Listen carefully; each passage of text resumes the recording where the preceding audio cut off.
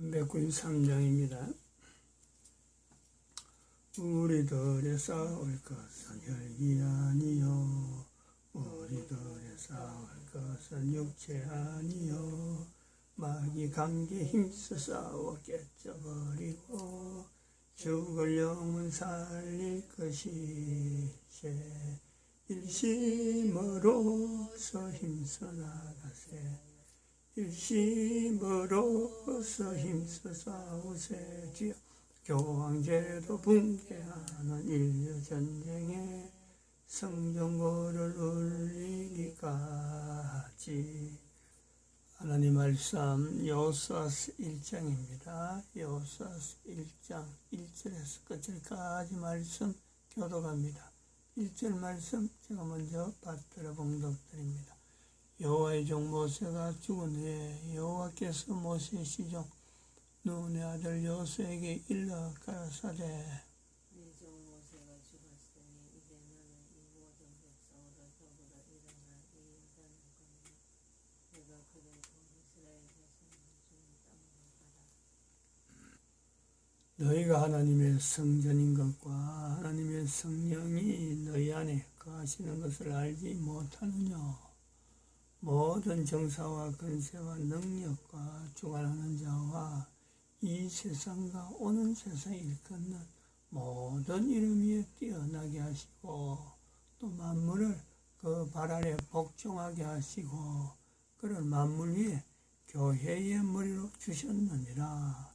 교회는 그의 몸이니 만물 안에서 만물을 충만케 하시는 자의 충만이니라. 평강의 하나님이 친히 너희로 온전히 거룩하게 하시고 또 너희 온 영과 혼과 몸이 우리 주 예수 그리스도 강림하실 때에 흠없게 보존되기를 원하노라. 너희를 부르시는 이는 미쁘시니 그가 또한 이루시리라. 진정에 돌아다니며 백성에게 명하여 이르기를 양식을 예비하라. 3일 안에 너희가 이 요단을 건너 너희 하나님 여호와께서 너희에게 주사 얻게 하시는 땅을 얻기 위하여 들어갈 것임이니라 하라.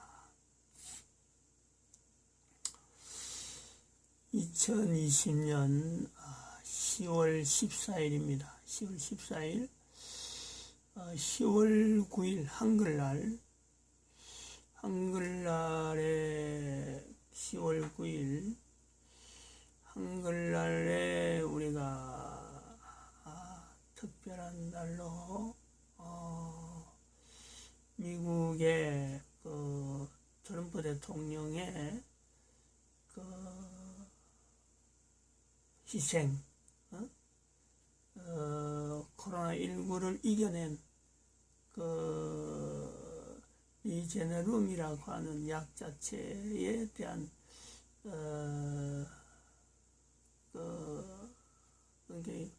코로나 중공 폐렴을 치료할 수 있는 약이죠. 그 치료할 수 있는 약을 공짜로 준다. 그러한 영상물을 발견하면서 참 인류는 트럼프 대통령의 그 참 희생적인 그 임상실험, 자기 스스로 임상실험하는 그 행위에 대해서 인류 모델이라고 하는 이 자리를 트럼프에게 부여하는 그 요소를 우리가 표현했습니다.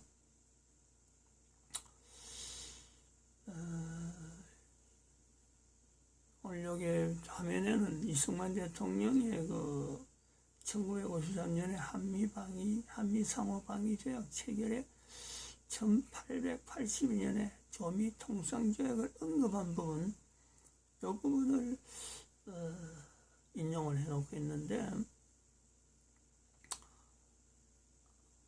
한 사람의 이런 독특한 행적 자체가 전 인류에 영향을 미칠 수 있다.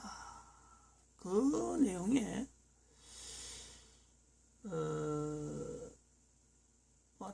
어떤 특별한 사람, 그 사람이 죽어야만 그런 일을 끄집어내는 우리의 이 과거의 우리 인류 전체가 보면은 그런 것에 어쩌면 물들어 있죠.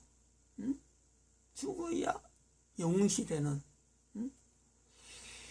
그래서 그것을 이용하는 것이 바로 이 교황이 사람을 죽여놓고 그 사람을 통해서 일종의 장사하는 형태로 영웅시 만들어가지고 국민들을 현혹하는 거죠. 현혹.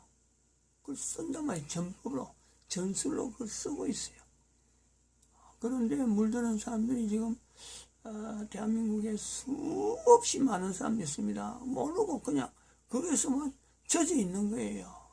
특별히 그 노동운동에, 우리나라 노동운동에서 노동조합에 형성하고 이 결성하고 그 단결력을 만드는 데는 이 부분이 아주 중요하게 역할을 하고 있죠. 제가 오늘 아침에서 강조하려고 하는 건요, 제 자신에게도 그렇지만은 늘 저는 이거를 버리지 않습니다. 누구나 가능하다. 누구나 살아있는 동안에 개인은 누구나 가능하다. 이승만 대통령만 가능한 게 아니라 트럼프 대통령에게만 가능한 것이 아니라 박근혜 대통령에게만 가능한 것이 아니라 모든 남자와 모든 여자는 가능하다. 가능하다 할 때 이 어떤 그 목표점, 보는 시각, 들으면은 반응하는, 보면은 반응하는, 요것이요 하나님께서 지금 교황 제도라고 하는 이 내용이요 지금 드러나는 거죠. 만천하에. 그러므로 이 교황 제도에 대한 이것을 내 한 사람이 이것 봐라 왜 이렇지, 이것 봐라 왜 이러지. 옛날 같으면 2012년 이전 같으면요 그냥 넘어갈 수 있는 문제인데 개인이 인류 종말 시대라고 하는 이 내용을 깨닫고 교황을 연결하면서 인류 종말 시대에 일어서서 교황을 연결해서 이것 봐라 왜 이렇지 라고 하면요 그 사람은 벌써 나름대로의 선지자적인 요소가요 그것은 나타나는 거예요. 이승만의 요소가 나타나고 트럼프의 요소가 나타나고 박근혜의 그 위치가요 드러나는 거죠. 그것을 저는 오늘 아침에 좀 다른 영상물을 대비해서 하나에 비추어주면서 사례로 삼으려고 합니다. 유튜브인데 유튜브에 그 김필재 TV가 있어요. 김필재 TV. 김필재 TV에서 베일에 가린 역사, 과거와 현재라는 제목으로 나왔는데 이거는 제가 이걸 보고 한 것이 아니라 제 처가 어제 새벽에 새벽 설교 마치고 예배 마치고 마침 그 자리에서 바로 이거 이런 게 있는데 하고 내한테 소개해가지고 그런 내용 같으면 내가 오늘 아침에 이걸 한번 틀어야 되겠다. 여러 가지 지금 정황이 맞는 것도 있고 지금 현재 아까도 그렇지만은 이 선지자적인 위치가 멀리 있는 게 아니고 누구나 가능하다 하는 그 어떤 요소가 참 있어서 한번 소개를 한번 하려고 합니다. 방영을 하려고 해요.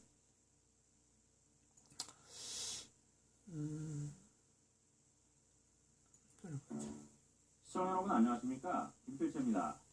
마이크 폼페이오 미 국무장관이 지난달 29일 바티칸을 방문했었는데 프란시스코 교황이 장관과의 만남을 거부한 것으로 알려졌습니다. AFP 등 외신 보도에 따르면 교황청은 미국은 대선을 앞두고 있기 때문에 정치적 중립을 위해 현직 장관을 만나는 것은 정치적 중립에 어긋난다는 것을 이유로 내세웠다고 합니다. 그런데 실제 내막은 정치적인 중립이 아니었습니다. 폼페이오 장관은 최근 보수적 성향을 가진 미국의 종교 전문지 퍼스트 싱스 기고문을 통해 중국의 기독교인들에 상황은 2018년 바티칸과의 주교 임명권 합의일에 크게 악화됐다고 지적했습니다. 그래서 이번 시간에는 바티칸과 중국 공산당과의 연계 관계에 대해서 알아보도록 하겠습니다. 이번 시간에 소개하는 외신 자료는 일본의 보수 성향 언론인 뷰포인트가 2020년 10월 3일 보도한 기사입니다. 글을 쓴 필자는 오스트리아 빈주제 특파원으로 활동 중인 언론인 하세가와 료헤입니다. 칼럼의 전문을 번역해서 소개해드리겠습니다. 외출 생활 백신 아는 체험도 재보고 로마 카톨릭의 총군산인 바티칸 교황청은 중국 공산당 정권과 주교 임명권 문제로 2018년 9월 22일 중국의 국경에서 잠정 합의를 했었습니다. 그런데 합의 시한이 만료되는 지난 9월 22일 양측은 기존의 합의를 연장하겠다는 의사를 밝혔습니다. 최근 미국과 유럽에서는 중국의 인권유린 그리고 민주화 탄압 등의 문제와 관련해 공산당 비판의 목소리가 높습니다. 그런데 바티칸의 경우 중국 공산당에 대한 대응이 전혀 없는 상태입니다. 최근 이탈리아를 방문했던 폼페이오 국무장관은 교황과의 면담을 희망했지만 성사되지 못했습니다. 그 이유는 바티칸의 외교를 좌지우지하는 팔로린 추기경이 미국의 경우 대선을 앞두고 있다는 이유를 들어 폼페이오와 교황의 만남을 거부했기 때문이었습니다. 바티칸은 중공과 아직까지 국교를 맺지 않았습니다. 중국의 외교부는 양국 관계의 정상화 조건으로 중공에 대한 내정 불간섭과 대만과의 외교 단절을 요구해왔습니다. 중국 공산당의 경우 1958년 이후 성직자의 석에는 교황이 아니라 공산당 정권과 일치화된 중국 천주교 애국협회가 줍니다. 그리고 이것을 국가가 승인해왔습니다. 그러던 것이 2018년 9월 주교의 임명권을 바티칸과 중공이 잠정 합의하면서 양측이 수교적으로 크게 관계가 진전되어 왔습니다. 바티칸은 주교 임명권은 교황의 권한이라면서 중국 공산당의 관제 조직인 애국협회의 주교 임명을 거부해왔습니다. 그런데 중공의 요청에 따라 애국협회 출신의 주교를 바티칸이 추인하는 형식으로 합의하게 된 것입니다. 이러한 잠정 합의는 바티칸의 중공에 대한 양보를 의미하며 이로 인해 중국 내 지하교회 신자들로부터 실망의 목소리가 터져나온 것은 당연합니다. 그러면 왜 바티칸은 중국 공산당의 요구를 받아들였느냐 하는 점입니다. 잠정 합의로 바티칸은 무엇을 손에 넣었는가가 관건입니다. 중국에는 애국협회 소속이 아닌 지하교회가 존재하는데 공식과 비공식적인 수치를 모두 합하면 수천만 명의 신자가 있는 것으로 알려져 있습니다. 바티칸이 중국 공산당과 외교관계를 체결해서 중공으로 가는 선교의 길이 열리면 수많은 신자가 교회로 발길을 돌릴 것이라고 생각해도 이상하지는 않습니다. 인구 대국인 중공으로 진출하려는 기업과 마찬가지로 바티칸도 중국이라는 잠재 중인 거대 선교 시장을 무시할 수 없었을 것입니다. 다만 중국이라는 국가는 중국 공산당이 일당 독재를 하는 공산주의 국가입니다. 국민 기업으로부터 첨단 기술의 노하우를 흡수하는 한편 중국 내에 진출한 외국 기업들의 경우 여러 가지 장애를 두어 영업을 방해하는 실정입니다. 유럽연합은 항상 구미 기업에도 공평한 중국 시장 접근 그리고 투자를 허용해야 한다고 중국 공산당 측에 요구해왔습니다. 그런데 이러한 상황을 조만간 바티칸도 체험하게 될 것입니다. 중공과 수교를 한다 해도 중국 인민들에게 자유롭게 접근하고 선교할 수 있다는 보장이 없기 때문입니다. 문제는 바티칸이 이러한 내용을 모르는 것이 아니라 잘 알고 있다는 점입니다. 바티칸의 외교는 과거 그리고 현재도 매우 프로페셔널합니다. 특히 국제사회에서의 분쟁 해결에 여러 가지 형태로 관여해왔던 실적도 있습니다. 그런데도 바티칸은 중국 공산당 정권과의 교섭에서 수동적이고 양보를 했다는 점이 눈에 띕니다. 희망이 너무 큰 나머지 현실이 보이지 않은 것인지 아니면 중국 공산당의 능수능란한 외교 전술에 빠져버리는 것인지 의문이 들지 않을 수 없습니다. 그렇지만 바티칸의 역사를 더듬어 보면 바티칸이 중국 공산당과 손을 잡은 것은 그리 이상한 일이 아닙니다. 바티칸은 과거 나치 독일이 대두했을 때 나치 정권에 사실상 부역을 했습니다. 그리고 레닌이 주도했던 러시아 혁명이 일어났을 당시 공산주의의 무신론적 세계관에도 불구하고 바티칸에서는 이를 공감하는 목소리가 나오기도 했습니다. 이것은 차원이 다른 정전 케어의 혁신. 외부로 노출된 토크의 세계는 UV 커버로 성직자들 가운데에는 러시아 혁명에 신의 손을 느끼고 그것을 지원하겠다는 움직임도 보였습니다. 바티칸은 레닌의 러시아 혁명을 일시적이긴 했지만 향한 망치 소리로 받아들였던 것입니다. 그렇지만 시간이 흐르면서 러시아 혁명은 이상사회 건설 운동이 아니라 수많은 정적들을 추종하고 일부 혁명 세력만이 특권을 누리는 폭력 혁명임이 드러났습니다. 사실상 바티칸은 시대의 움직임을 잘못 잊고 있었던 것입니다. 바티칸은 1861년에 건국된 이탈리아 왕국과의 관계 때문에 고심하고 있었습니다.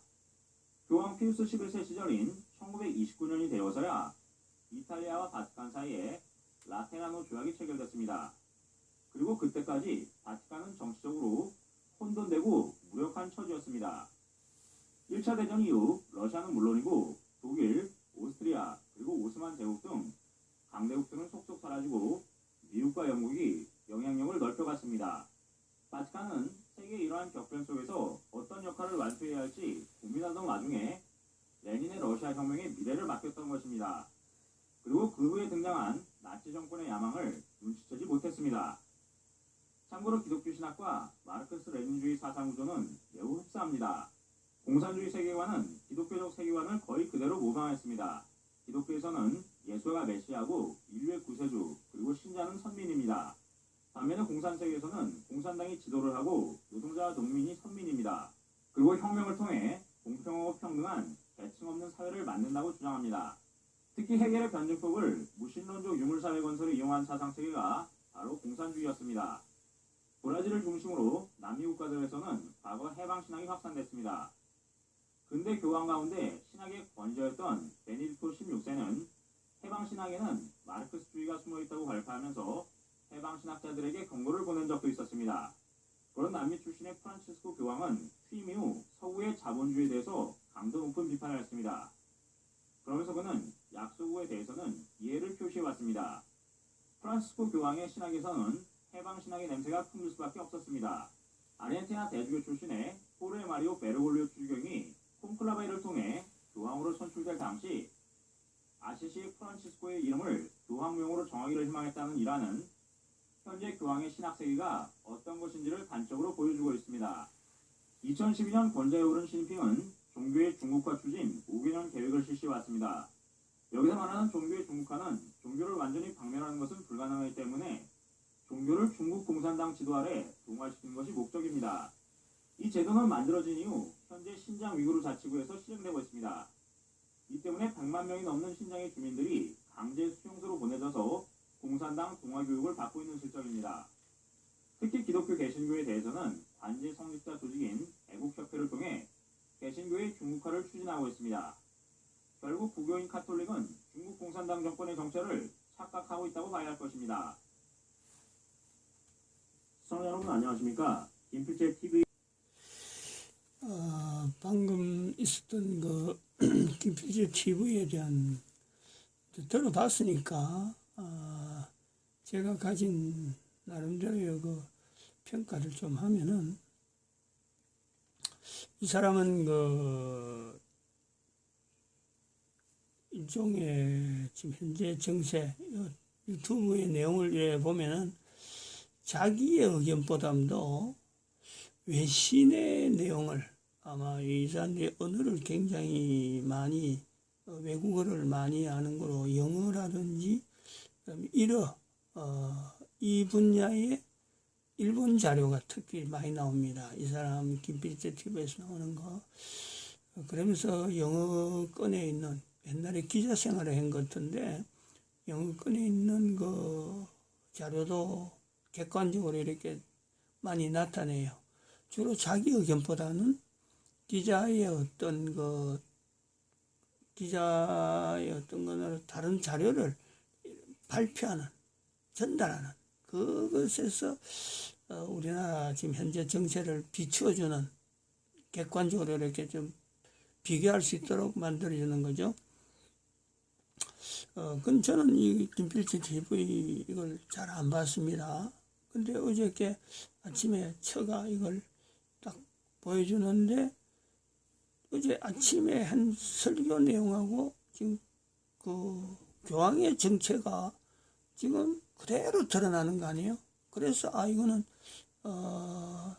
오늘 아침에 해야 되겠다 하고 예정은 해놨는데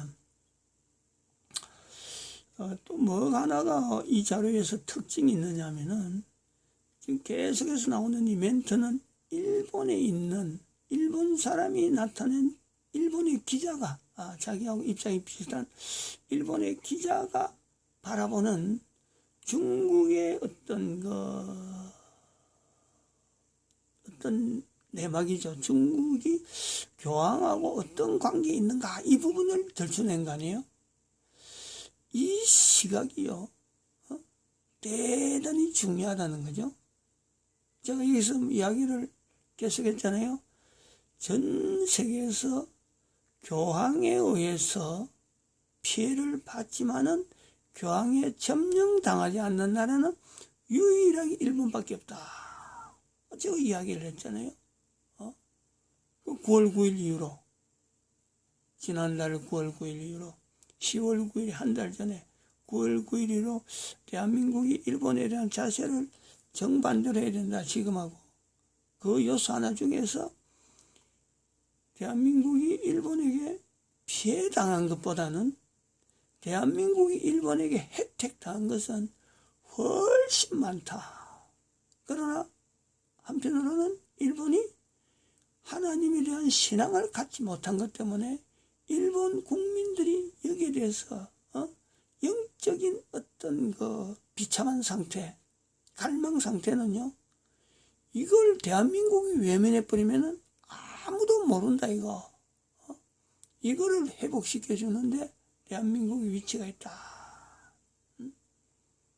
특별히 일본의 그 역사, 그리스도 교회사의 자료를 제가 일부러 보여주면서 지금부터 한 500년 전부터 일본은 이 서구 문화를 받아들이면서 1492년이라고 선을 끌 수 있는 콜럼버스가 신대륙을 발견하면서 목표점이 어디냐 하면 그 당시에 서인도 제도를 발견했다 하는 나중에 이제는 그것이 아메리카 제국인데 서인도를 발견했다 할 정도로 하고 저쪽에 지구를 한 바퀴 도는 그 여행을 할 때 목표점이 어디냐면 그때부터 일본이었어. 일본. 그때가 1492년이라 대한민국은 지도에 나오지도 않을 때에 인류가 지도를 그려놨고 서쪽으로 가면 일본이 있을 것이다.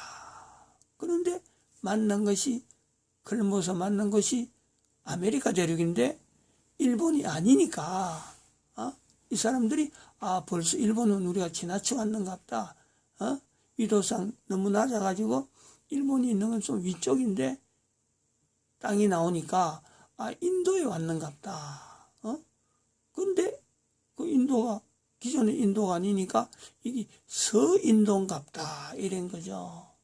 서인도다. 서쪽에 있는 인도다. 아직까지 일본은 우리가 가지 못했다. 그런 개념이 있단 말이에요. 그때부터 일본은 벌써 서구 사회하고 연결이 있다는 거지. 그 연결점에서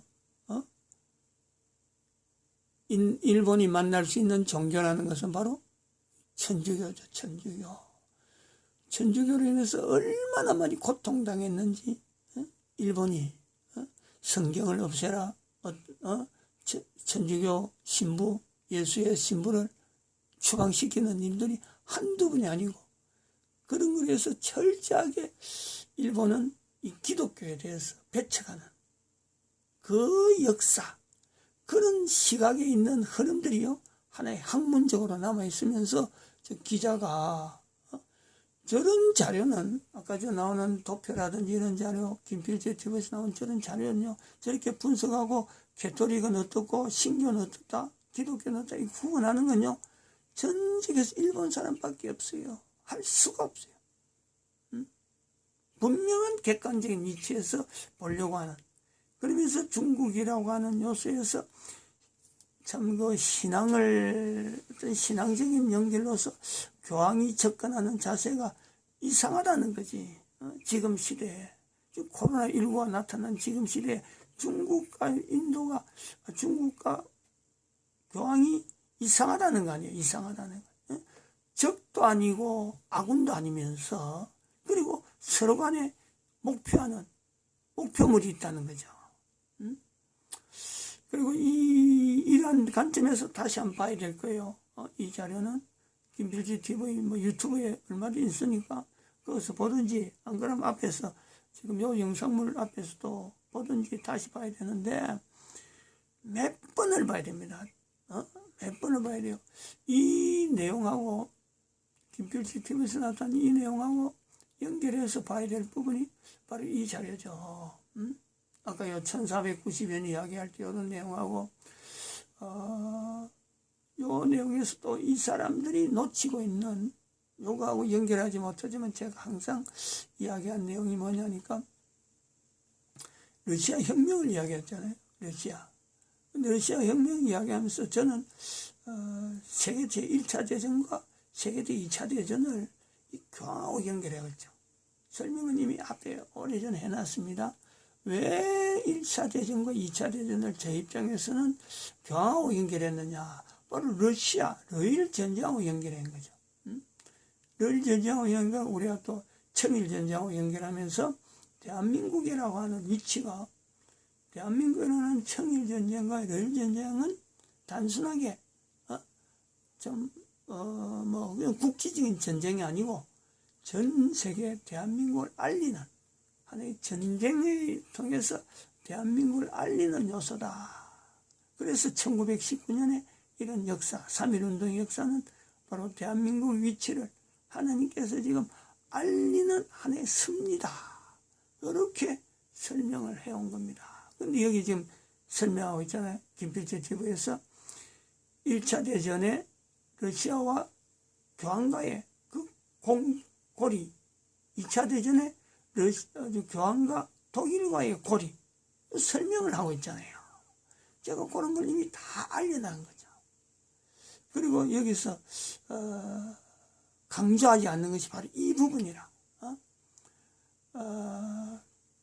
이 김필재 TV 요거 이 자료 지금 2012 이후에 인류의 지도 이거 연결하면요 정말 일본 사람이 전 세계 어디도 없는 어찌 보면은 일본만이 가지고 있는 교황에 대한 어떤 치밀한 어떤 접근, 일본이라는 나라에 대한 어떤 고민, 왜 자기들에게는 왜 기독교라 하는 이런 어떤 접근이 전 세계에 없는 이런 환경이 되었을까? 일본 사람은 이걸 가지고 아마 고민을 많이 한 흔적을 본다는 거지, 흔적을. 이 대한민국은 이런 부분에 지금 김필지 TV가 굉장히 중요한 내용을 알리고 그 중간에 저한테서 이 자료가 탁 나타날 때 바로 제 처가 어떻게 해서 이런 자료를 알아냈겠어요. 나는 전혀 모르는 데인데 바로 지금 이야기한 대로 아까도 이야기했지만 처음에 이야기한 내용처럼 누구든지 이승만 대통령의 위치가 있다는 거죠. 누구든지 정광호 목사의 위치가 있다는 거지. 누구든지 트럼프나 박근혜의 위치가 있습니다. 목표점. 지금 시대에 2012년 이후로는 인류 종말의 시대라고 하는 이 분명한 어떤 목표점. 현재 상황이 지금 그렇다니. 하나님께서 이 코로나를 통해서 나타내고 있는데 누가 이걸 기억하겠어요? 한 개인이 1차적으로 목표는 2012년에 인류 종말 시대 1차적 목표는요 교황제도 붕괴입니다. 하나님께서 인도하고 있는 거예요. 여기에 대해서 반응하는 어느 누구라도요 바로 그 사람이 트럼프의 위치 개인이 다 가능하다는 거지. 제가 주장하는 건요 바로 그거밖에 없죠. 한 개인이 이걸 적용해야지 누가 나서서 해주기를 바라면요 안 되는 거란 말이에요. 마치